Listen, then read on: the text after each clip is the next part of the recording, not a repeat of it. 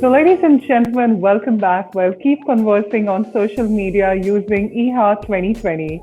Well, it is now time. We're talking about 5 days of power-packed panels, 180 plus speakers, 100 plus awards, and it's happening daily from 10 a.m. to 6 p.m. August 31st to September 4th. Well, moving on to our next session, let's take a bow to the ladies as with our next session on being a woman in Indian hospitality. Well, we're talking about Anshu Sarin, Chief Executive Officer, Keys Hotel, Benita Sharma, Area Manager, North Luxury Hotels and GM, ITC Maurya, Kanika Hasrat, General Manager, Taj 3 Centers, Gurugram, Suman Gahlot, General Manager, Aloft, New Delhi, Aerocity, Sunaina Sharma, Manerker, the General Manager, Grand Mercure, Mysore. We've got Meena, Bhatia, Vice President and GM, Meridien, New Delhi, Seema Roy, Area Managing Director, South Asia, Middle East and Africa, Preferred Hotels and Resorts. And ladies and gentlemen, we've got Bhuvnesh Khanna, CEO, BW Communities, who's just joined us, and he's going to be telling you more about our incredible power-packed panel. Well, what a great panel this is, Bhuvnesh. So why don't you bring in the panel and then we'll start talking. And Bhavna, thanks a pile. You've been a brilliant moderator. Yeah. Thank you so much. So yes, as you can see, Bhuvnesh, our incredible panels just joined in. Thank you so much, ladies. Over to you, Bhuvnesh. There you are. Good morning. Morning. Hello, Bhuvnesh. Hi, Good Bhuvnesh. morning. Good afternoon. How nice to see you all. This is my pink panel and I see that on Kanika. Pink it is. Yeah. And a phenomenal panel. This is a show that I've always looked forward to.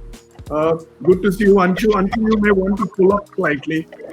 Pull us or again. Better? This is much better. Yeah. All right. Good to see you, Benita. Good to see you, Sunaina. Good to see you, Suman ji. Meena ji. Yeah. How nice to see you. Now, let me tell you about this show. I had a mother, right? I still have her as my mother, even though she's not there. A mother-in-law, a grandmother, two grandmothers. One I never saw. Many sisters, no blood sisters, but I have 8 of them who tie me Rakhi, right? Not one real sister, but they're more real than real is. And a father to a daughter, an uncle to many nieces. One day I shall wear pink, right? Because pink is in my mind, in my heart. And I look up to you all because I wouldn't say you're more men than others. You're more women than men, right? If this world could be handed over to women, I think they will. You guys are phenomenal professionals, right? So you do a good job of it. After all, I grew up in the hands of a mother. I was fed by a mother. What better ode than to be able to do a show on women? This is my second one, right? I loved the first one. I love this one too. I wish I can do more, and I will, right? So I won't take much. I mean, none of you need an introduction. In fact, well, Anshu should do that honor. Anshu had met years ago, along with Sanjay Sethi, who was then our boss and who was heading Keys. Now she heads Keys today, right? Anshu is a young CXO, and I've had her in mind when I wanted to do the show that she should anchor. Look, BW Hotelier doing the EHA in its 5th year was a challenge, but challenges are what drive me. A kick drives me even better, and I had both, right? So here we are with our 5th EHA, and my first show with all of you, right? I haven't done another, I've never done one before. And today I also have Benita, which is so nice, right? Nice to have you all. Thank you, Anshu. Over to you. Please take on the show. Good, great. So, hi everyone. As Bhuvnesh said, my name is Anshu Sarin, and over the next hour and a half and a little I think we're going to talk to these amazing ladies over here, have some great conversation. And I urge everyone in our audience to please ask us any questions, any aspects that we would not have covered in this session, or that we're not covering as we go along. So, you all heard the introductions, and I'm going to do it one more time. There is Benita Sharma, who you all heard is the Area General Manager North. And I can go through the entire list. There is Kanika with us, there's Sunaina. So very often, we exchange visiting cards when we're meeting people. And many a times I have heard this, where people give you their visiting card and say, this is who I am, or this is me. And food for thought, I very often wondered that, what you represent, who you represent, is a very, very integral and a big part of you. But it's not the whole you, right? So I feel there's a lot more to each of us, gender agnostic. That's about us, and that's not just said in our visiting card. So the introductions that we've just given for all of you ladies is a visiting card introduction. I would like all of you to tell us in a snapshot, who is the real you? What are you all about? And it could be anything. It could be just speaking about yourself. It could be something quirky. Anything that describes you as a person, please. So I'll start with Benita. So who am I? I'm Benita. I like to believe that there's just one Benita. I'm called Benita because I have a Bengali father, and for some of you who may not know, there is the alphabet V is missing in the Bengali dialect. So it's always B and not V. And that's why I am Benita.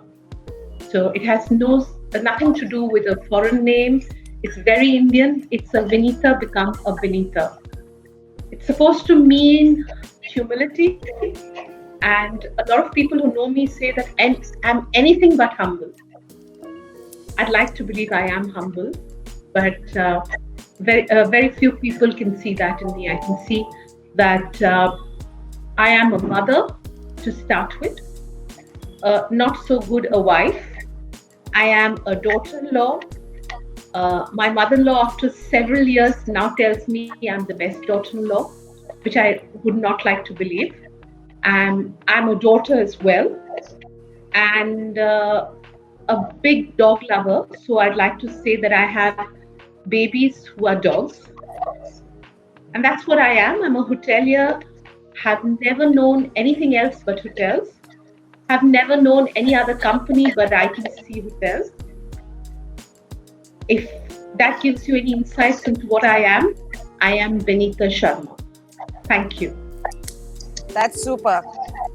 So when I first spoke with Benita, even I said that, do I pronounce it Benita or is it a V that became a B? And even I was thank you. And I learned. So over to you, Kanika. Hello, everyone. Kanika. That's the name. A Fauji daughter, hotelier's wife. Also hotelier myself, a mom who struggles to be a mom. Someone who struggles even with her plants. A person who enjoys people. And my passion invariably is helping and seeing people in my team grow. I've always been someone who moved careers, moved lines within hospitality. I love to learn something new every day. And my aim every year, and 2020 we failed, is to do something new as a family every year. So last year we did a little bit of scuba diving. My daughter got her second level training. I did my first. And this year we didn't manage anything. So 2020 is still pending. And for many of us. But that's awesome. Amazing. Scuba diving, yeah? That's cool. All right. So Sunaina, over to you. Thank you, Anshu. So I am, I'm one of the sisters in my family. I've got two sisters, brought up in a very, very simple Punjabi family. My mother was a teacher and my father was, had his business. I think my family has been my strength. What I am today, I think the credit goes to my family. It's just the culture that they brought me up is the reason where I am today. And then, of course, I got married to a Goan, which is a complete contrast. And, it was something really, really different for me. And a very, very well supported husband. And I think I give my credit to my second family now for where I am. Personally, I love trying new things. I like to do, new things, and I'm very passionate about hospitality. I've been there for 20 years, but I think every day is a new learning for me. I would like to do much more. I think it's just a beginning for me. There are so many things that I like to explore. It's just traveling around the world. I have been traveling quite a bit. I was on cruise ships, so I traveled pretty much all across the world. So, but I think now India is where I want to experience a lot more in India, because I think there's so much more in India that we can explore. So that's in a nutshell what I am. But I'm so excited to be a part of such a magnificent pink forum, if I may call it. And thank you for inviting me on this forum. Thank you so much. So that's amazing. That's a super combo, huh? Punjabi Goan combo. I love Goa.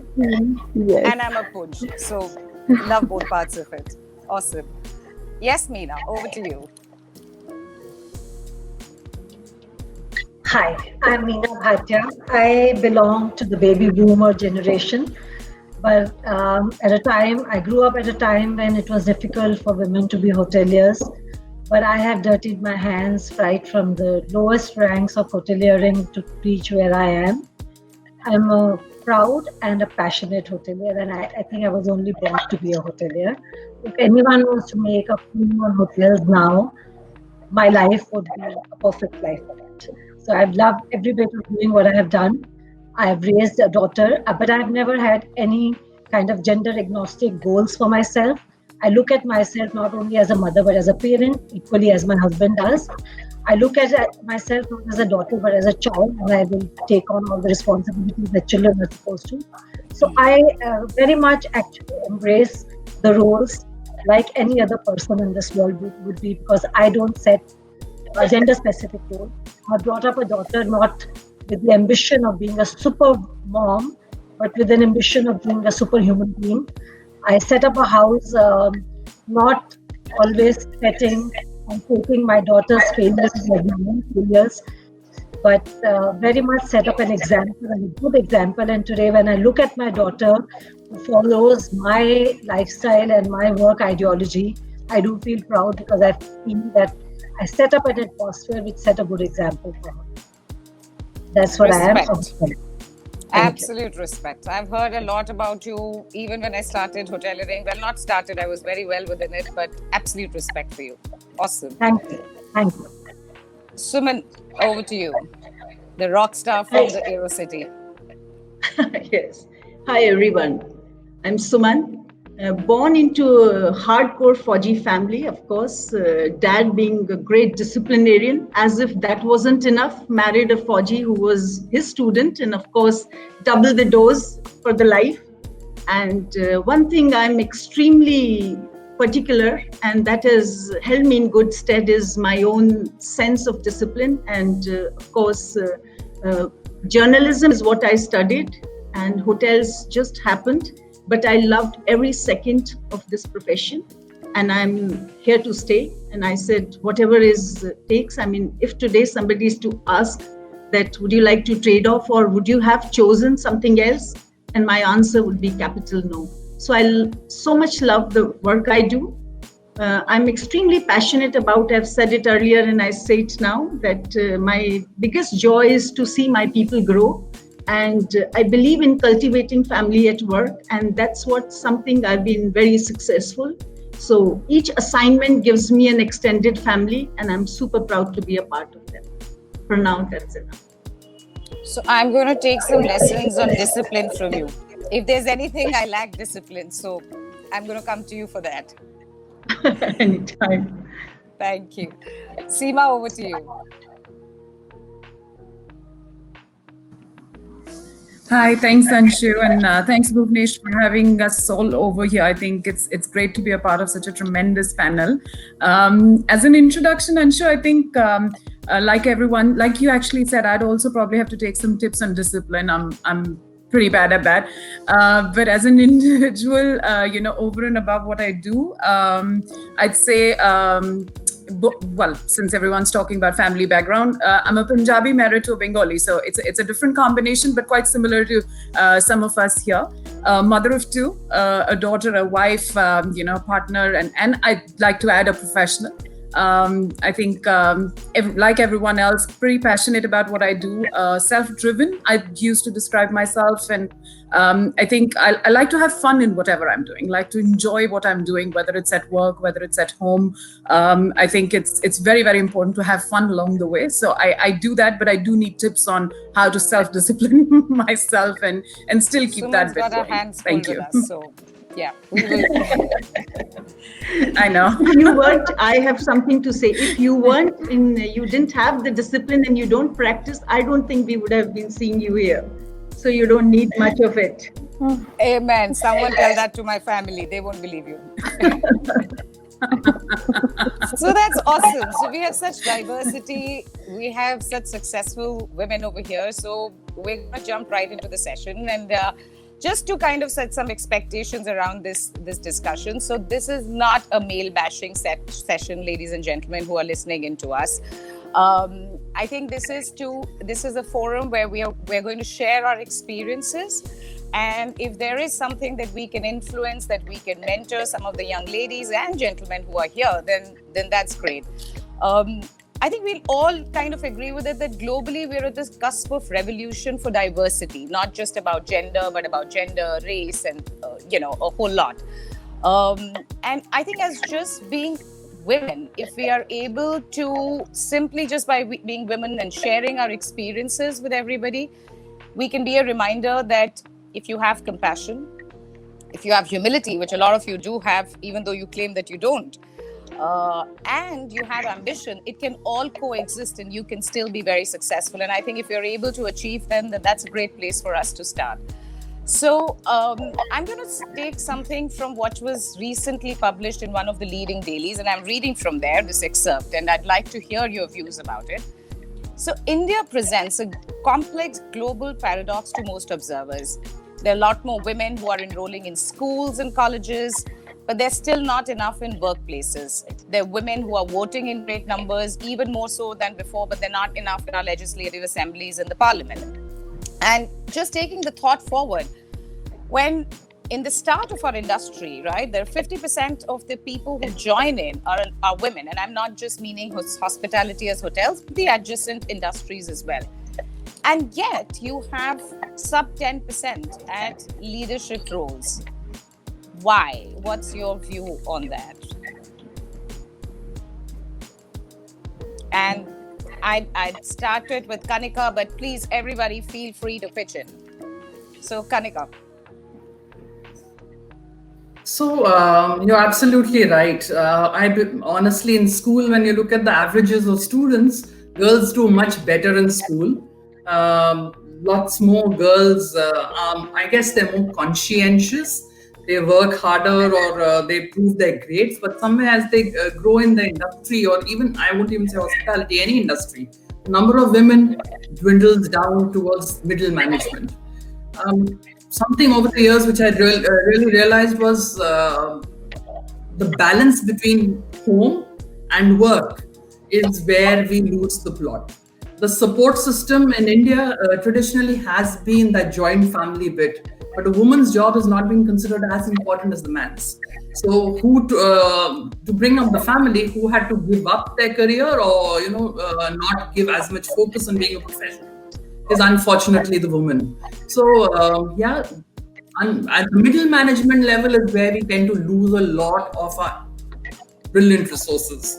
And these are people who know their job. They maybe struggle to bring up a child, don't have the health, the home care, don't have daycare, or financially the need is there, is not, they don't contribute as much as maybe the husband. So they tend to take the back seat. So yeah, it's true. And I do believe all of us in our individual roles do inspire a lot of women to come to the forefront. I do believe also as women leaders, we give a little bit more empathy and support because we know where they come from.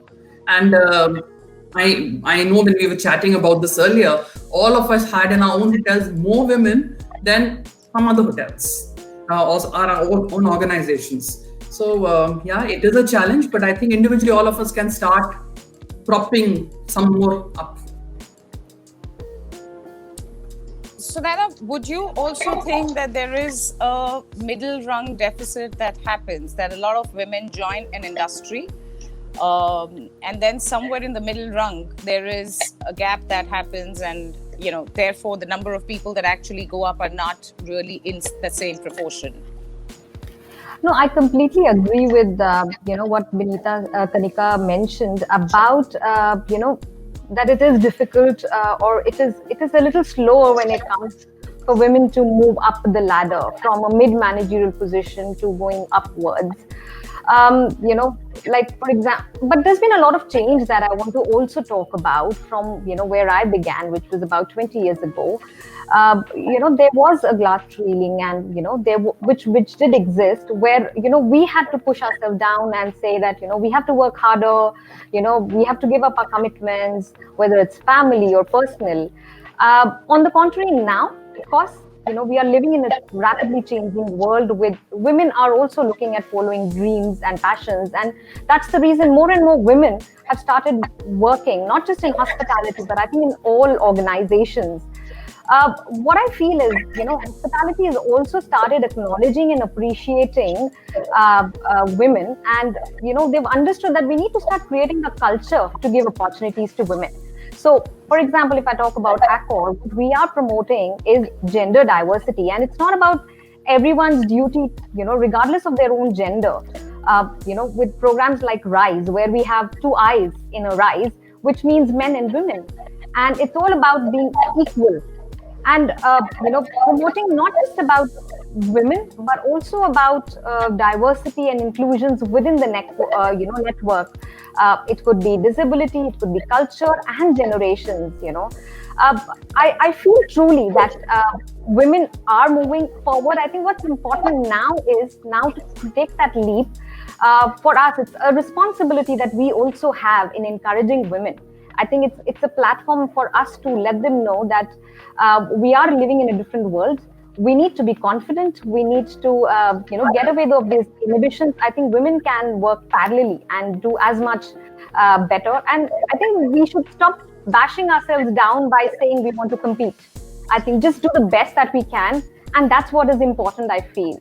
And I feel that, we may now be just 10% in the women leadership, but I think we are advancing towards creating a balance in the near future, which looks very, very positive. So, Suman, do you see in your company, in your hotel, a lot of women not just joining and then exiting, but going up the ladder as well? Do you see a lot of that happening?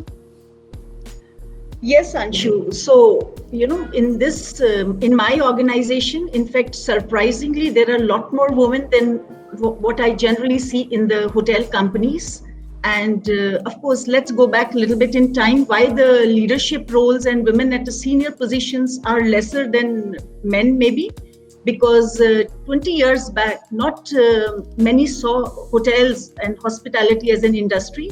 And the social fiber of our, society was in such a, it was in a way not very easily accepted in hospitality industries because long journey, odd hours, and the challenges that it entails.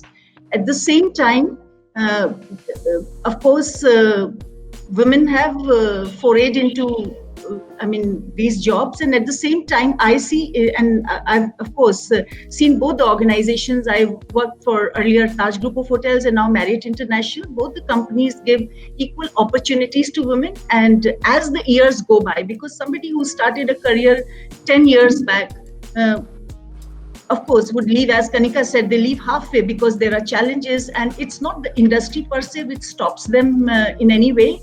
It is the personal choice. And more than personal choice, sometimes it's the circumstances, because to keep a job like this, which is extremely demanding, you need to have an extremely supportive family and to some extent a privileged surrounding that accepts the kind of job and the content that it brings in. So currently we see, and as the years go by, we see a surge in women taking leadership roles, and there are more and more around. In fact, Marriott, you see every place, you see the marketing head, sales head, even in finances. And in my own particular hotel, I was sharing with some of our colleagues here that there are about 6 heads of department, the complete excom, and in roles like a finance, in roles, let's say in engineering. So these are extraordinary roles, and we are happy to have them. And of course, they bring in a lot more value. I mean, I wouldn't say that they bring any less or equal, but they're very strong in what they do. In fact, their personal commitment is much, much higher. And of course, I've worked with a lot of gentlemen, as you know, and we feel that it's a good blend to have the right mix. I mean, it's good to have both it has to have equal split for any organization to succeed. And in our platform, it's very, very comfortable numbers. That's really great. And so, Meena, how do you see it? Like, you've gone through the whole journey, and like you said, that you started off way back into hotelering at a grassroots level. You've had different exposures of different companies. What was your experience like? Like, what did you think was the single thing that was there in you that got you through all of this? So, our industry is not really very easy for returning moms, especially because, we have long hours, shifts, and different duties. So I think that is something that we all should look at to make it more comfortable, because like in the other industries, they have programs for returning mothers and things like that. But more than anything else, I also think it is the personal commitment of an individual. I think it is your respect for your own self and for your job. You create an atmosphere where you value yourself, your own job, because it is not about, I earn little, so it's okay if I give up my career. It's about I do a job well, and I can grow in this career. So therefore, I must continue. That is the kind of commitment, and that is what I would urge the young generation, who's coming into this business, that please don't give up just because we have a difficult years, because I think learn to create that respect in your own mind, in the minds of your family, for your own children. I think it is a good thing to value yourself, your careers, and continue. It is a little difficult initially, but I think everybody understands. I think women are respected, and when they return to jobs after having children and when they're bringing up kids, I think managers and leadership in the company completely understand. And I think we've at least created an atmosphere where we will give that consideration to our employees so that they can continue their job. That's really great. At some point of time, some of you mentioned things about culture, and I think some bit that I've read and a lot that Benita mentioned the other day, it appears that ITC is culturally very driven to embrace women and to encourage women. Benita, would you like to share more on that? I would first like to talk about why we have 10% women. And as a culture, as you look at more and more organizations, they're all turning a lot like ITC when it comes to giving, if not equal, better opportunity to women. In the hospitality sector especially, women come with a particular persona of being more caring. Whether that holds true or not, that's a different topic which we can discuss later. Having said that, I believe what happens is, if you look at all of us, rich, poor, middle class, all of us have a belief system that the woman of the house holds the home. The woman is the caregiver. The man is the bread earner. And more and more, and there are people where the man and the women may earn equally, but right from childhood, everybody believes the woman brings the add-ons. It's the man who holds financial stability in the house. Right or wrong, and there will be exceptions, but I'm saying generally that's the deep-rooted belief. So what happens is when women decide to have children, to get married, that belief system is ingrained in them. They that's where they get the roots of guilt. Many years ago, when I joined ITC, we used to have a program which was run by the ISISD. I don't know, some of you all may know about it. It was by psychologists and counselors who would talk about women in careers and how they would deal with their guilt vis-a-vis children. What is important for us to ingrain in the new generation is you can have a very successful career and you can still give that time. And when I talk about time, I'm not talking about how we grew up where the mother was always in the kitchen creating goodies for a child, believing that was her way of bringing up the child. What is important is to remember whatever time you spend with your children, it should be quality time. So, and that takes away the guilt. So as I once before mentioned, you'll find maximum women leave the organization during examination time. Just before the examination, they realize the child doesn't know how to do 2 into 2, and all the child's inadequacies, all the problems they have, if they have in their marriage, is always taken on by themselves. Women tend to believe, because of the belief system, that they are not good enough. And that needs to change. They must understand giving quality time to your children is more important than staying with them 24 hours. Making sure your child or your spouse is given that freedom to reach their potential is more important than hanging on in the house and nagging your husband when he comes back saying you didn't do XYZ for me. That is what is very, very important. So as a culture, if you ask me, and you all can look around, I was very fortunate to be with ITC Hotel. But if you look around you, a lot of organizations want to employ women. They want to, and they are even open to when they say, my child is sick and I need to stay at home. They give you that leave. They give you that leeway. It's our own guilt, our own demons that we need to get out of. So and there will always be people around you. Unfortunately, the women who actually get women to feel more guilty, saying, I'm at home, I made XYZ for the child. I was at the door when the child came home. I opened the door, gave the baby, the child a big hug. See how secure my child is. And then when career women turn around and say, I was not there to hug my child. For me, I remember one day I had misgivings and I said, I have 2 children. I don't remember my child falling. If he fell, the sister would pick him up, wipe his knees, and go to his grandmother and say he had fallen, and he would have his grandmother to hug him. I don't remember that. And I thought that maybe my children would not grow up into successful adults. And I'm so proud as a mother to see my children do much better than what I'm doing. Both my husband and I realized that it was the quality time, it was the kind of lifestyle we could give them, the kind of exposures we could give them, which made all the difference.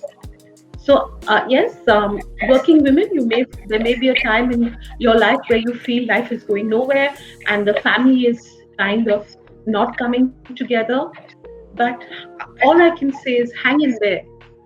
If you have given your children the best values, you've given the home very good values, you're able to show them that you are here to build a relationship, whether it is cousins, father, mother, in-laws, your own siblings, you must have that time to give them. And when I say time, I'm saying quality time. I'm not saying that you must be at home taking care of them because a guest has come to the house. But you show them by that little time, you show them how much you care for them. That makes all the difference to a family. You don't need to be guilty about pursuing a great career. I think that also goes a long way with everything. We should be mindful in whatever that we do, so that we are giving quality time to whatever aspect it may be, whether it's family or at the job or whatever. But Seema, over to you. I saw you having a little bit of a smile over there when she was talking about guilt. Was there any guilt pang that you were reminiscing at that point of time? Not really, actually. Guilty as charged there. I don't have guilt. So I was just, just the contra perspective there. I think, to add to what everyone said. Firstly, just Anshu, going back to what you mentioned about women not growing up the ladder as much, even though we have over 50% workforce as women. We spoke a little bit earlier about broken rung concept. I think that needs to be fixed in the first go itself, where at the beginning of their careers, when they're getting into mid-management, managerial positions, not really the C-suite. I think having enough opportunity available at that time, and then of course looking at shattering the glass ceiling, which everyone's spoken about, which is an invisible barrier. I agree. There are certain aspects of self-doubt. There are certain aspects of guilt which make perhaps women hang in their boots earlier than perhaps men would. But I also feel that I don't want to overemphasize or overhype the gender biasing bit, but you can't negate the existence. It does exist in some form or the other. It may not be in form of career advancement per se. It may be lack of opportunity. It may be lack of equal pay scale. Again, I'm not saying this for any one person or one industry. I think in general, the fact that it exists is why we have so many, so much lesser women in the top C-suite, so to speak. Personally, I think I've been fortunate, like many of us here, and I think we are some of the lucky ones to have reached where we've reached. Some role, of course, luck's played in having a great ecosystem, great support structure. Whether it was at work, having the right opportunity, having right people support you, whether it was your mentors, your bosses, your peers, or even people people who report into you, having their support for you to be able to grow professionally, and then having a support structure at home, not to have that guilt to say that, hey, things are going to run fine. I don't have to be a super mom or a superwoman. Everything's going, everything can run parallelly. I think one is also that acceptance, which of course many of us mention. I've been with Preferred for about 10 years plus, and like I was saying in our previous conversation, over 50% actually of our executive leadership is women, and it is a very diverse culture. So I do feel that I'm blessed, and most of us are blessed in that respect. But I think there is a lot more that needs to be done to make that below 10% grow, and I think to Sunaina's point, to bring it on parity with where men are in terms of holding positions in the C-suite level. So those would be my two bits. I think adding a little bit of personal perspective there. So you brought on a very, very important point, and I'm going to ask everybody this question. And